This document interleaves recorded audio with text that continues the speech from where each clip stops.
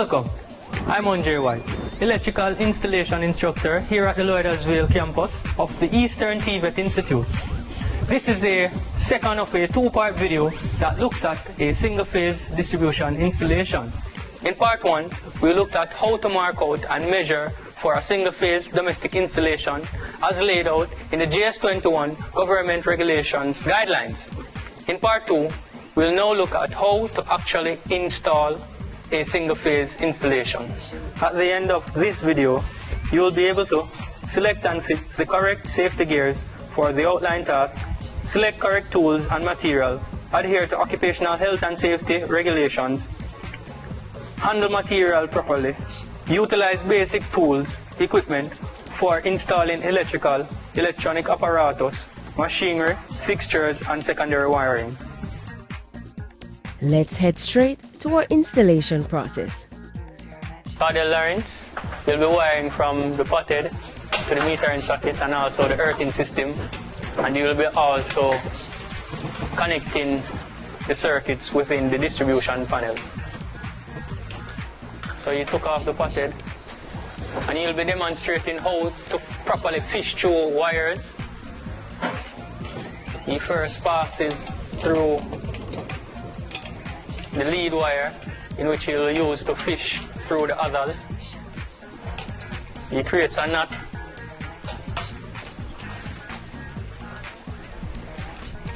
and then ties in the lead fish wire. What he does now is just to pull.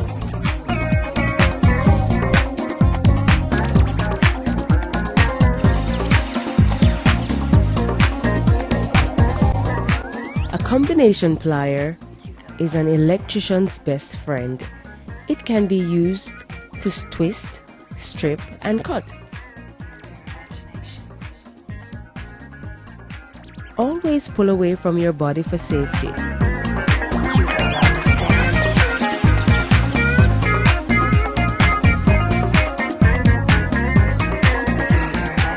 now he's using a hexagonal key to loosen the bolts so he can complete the termination. Termination has to do with where the wire ends. Next, connect the earthing system for the earth lead conductor.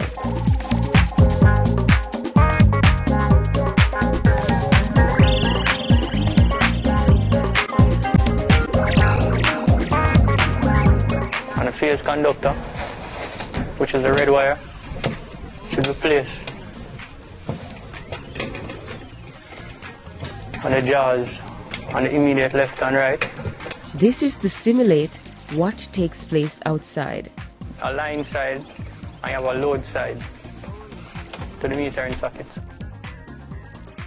So now the earth lead conductor, the earthing system, which is the final destination for the earth lead conductor.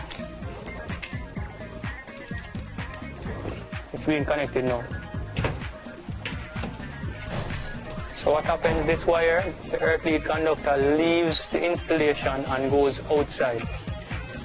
Where it goes down to your earthing system, it actually goes and it's connected to your earth electrode, which is staked into the ground to a minimum of 3 meters. Now the earth is tied in with the neutral in the metering socket. And the earth should be run uncut. Next, connect the earthing system for the earth lead conductor. This is to simulate what takes place outside.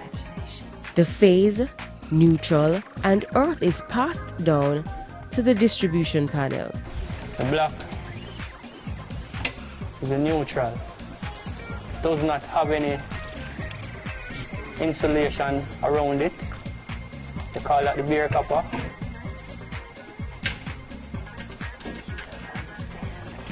These are the wires that are coming from the potted through the metering socket and down to the distribution panel. Those main wires, main cables should be of the same size, and they should be the long size based on regulations for these wires is that we should have a size no less than 6 mm square.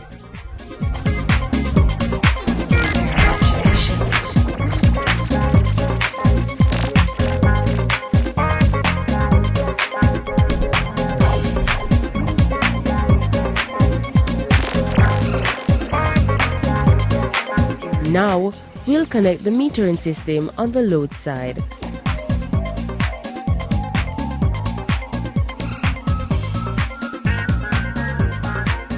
Now, terminate the phase conductor. Use the 1.5 mm square size wire to complete this connection.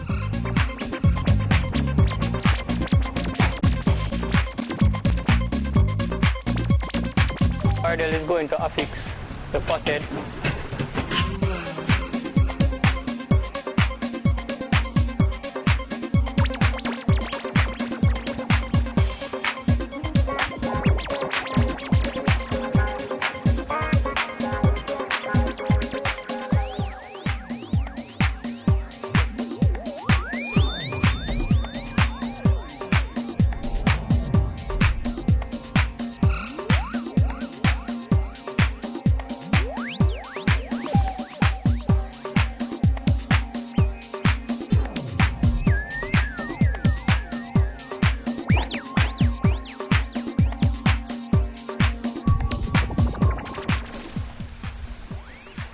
So now he's in the distribution panel where he will be terminating first the earth lead conductor, which is the wire, which is the bare wire. So you'll be organizing the wires neatly. So the earth lead conductor goes into your earth lug.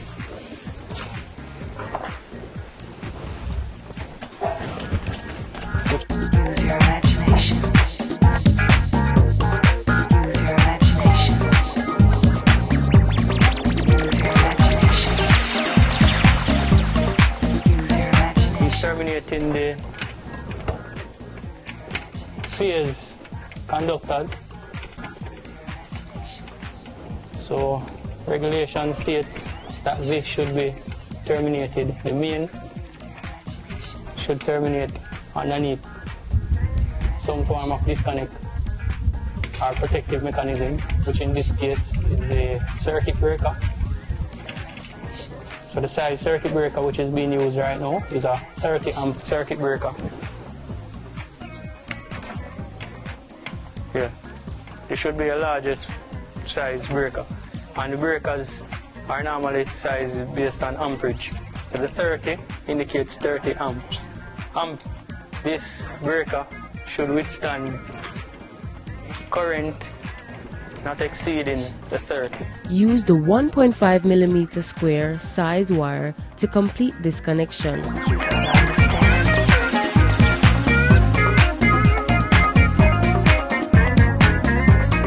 Use your imagination.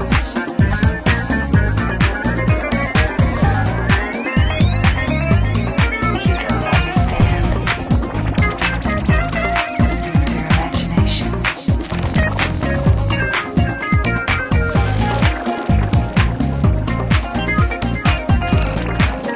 Will be connected. First, Keystone Hamilton will be connecting the lighting circuit. Use the 1.5 mm square size wire to complete this connection. In this case, the yellow with green stripe indicates Earth.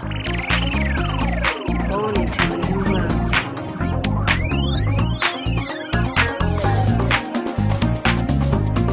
Use your imagination. All metallic components must be grounded or earthed, such as the switch and plug outlets. This is the circuit that Keystone is connecting now. So by regulations, each circuit should be grounded. Each circuit should be grounded, and any metallic component, it should be earthed. You don't understand.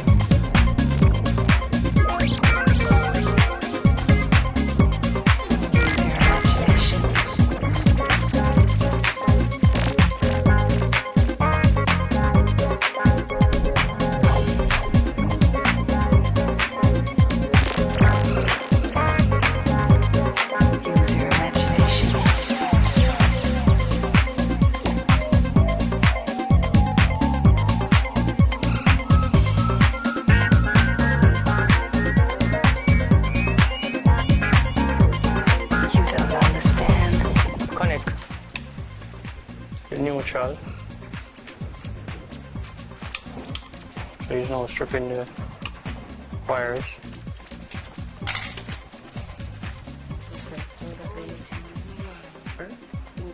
Yeah. Now that the circuit has been grounded, he'll now focus on connecting the power side of the lighting circuit. Now the neutral points are being connected together.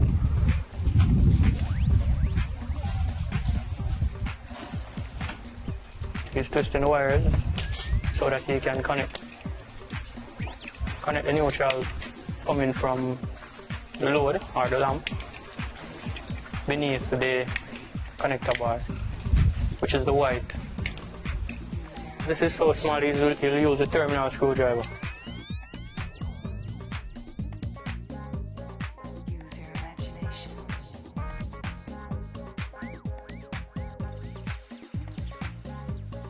Use your imagination.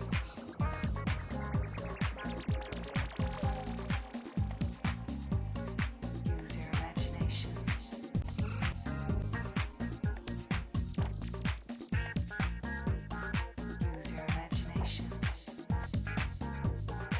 Use your imagination. So he's taking off the insulation to expose the conductor so he can note the terminations. Use your imagination. Use your imagination. Use your imagination. Use your imagination. Use your imagination. Use your imagination. Use your imagination. Use your imagination.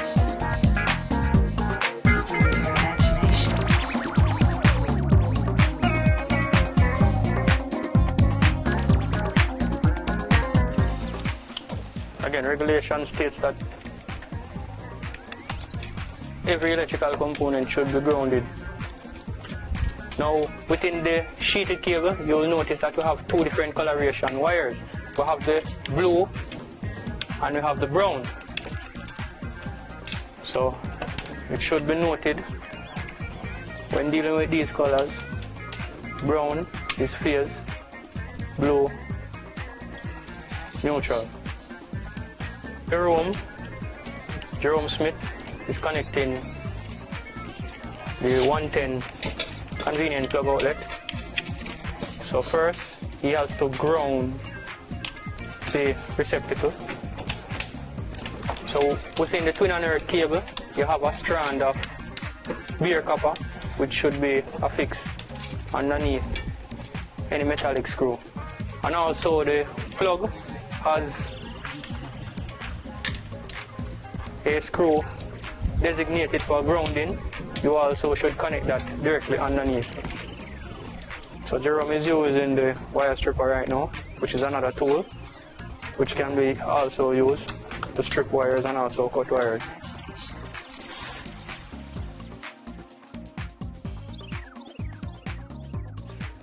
Each slot represents something specific. The smaller slot represents the phase, and the longer slot represents the neutral point. You don't understand. Use your imagination.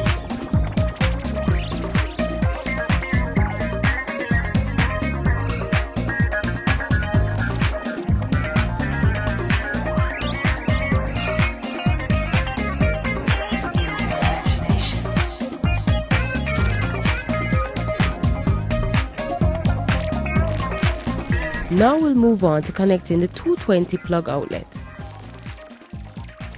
So again, you'll be fishing through the wires for the 220 plug outlet.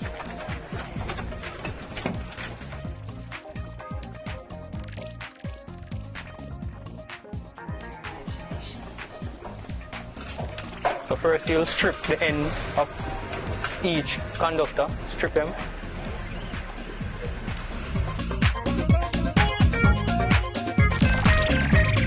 Fall into a new world.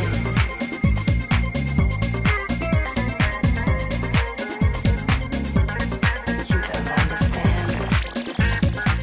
What the trainees did was just to place the coverings on each component except for the junction point, in which will be inspecting and testing. And Cardial Lawrence will now demonstrate how to properly connect each disconnect switch for each circuit. He'll require a single pole breaker, and based on regulations it states that this should be a minimum of 20 amps. A 20 amp breaker is the smallest breaker you can use for a plug outlet. Now he's connecting the 220 plug outlet from that circuit, that sub-circuit. 3 wires are coming from it. You have 2-phase conductor and an earth, so the earth is connected underneath the earth lug. The phase underneath each point on the breaker. Now he's connecting the lighting circuit. Use a minimum size 15 amp breaker to control that type of load. And because this is a 110 load, you'll actually be using a single pole breaker. Now the single pole breaker, it has a toggle, just one connection point, and it has one toggle. Now the double pole breaker, it has 2 toggles which are ganged. So the single pole breaker, just one phase, and the neutral goes to the neutral bar. So all earth get terminated underneath the earth lug, all neutral terminate underneath the neutral bar. In the future, I want to add another light, or I want to add another plug. You have space where you can place that breaker. In the future, I want to add another light, or I want to add another plug. You have space where you can place that breaker. Now we will do an installation resistance test, a polarity test, an earth continuity test, and the ring continuity test. Remember, it is always best to leave remaining space for any future additions. Imagination.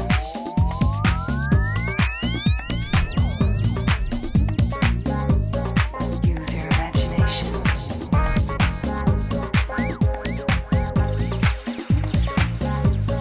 Use your imagination.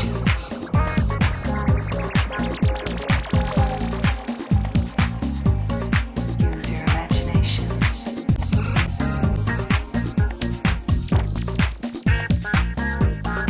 Use your imagination. Thanks for viewing part 2 of the instructional video on a single-phase domestic installation.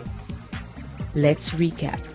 After viewing both parts 1 and 2, you should now confidently be able to select and fit the correct safety gear for the outlined tasks, select correct tools and material, select and stack 2x4 boards for framing, select areas suitable for the installation as laid out in the JS21, adhere to occupational health and safety regulations, handle material properly, utilize basic tools or equipment for installing electrical or electronic apparatus, machinery, fixtures, and secondary wiring.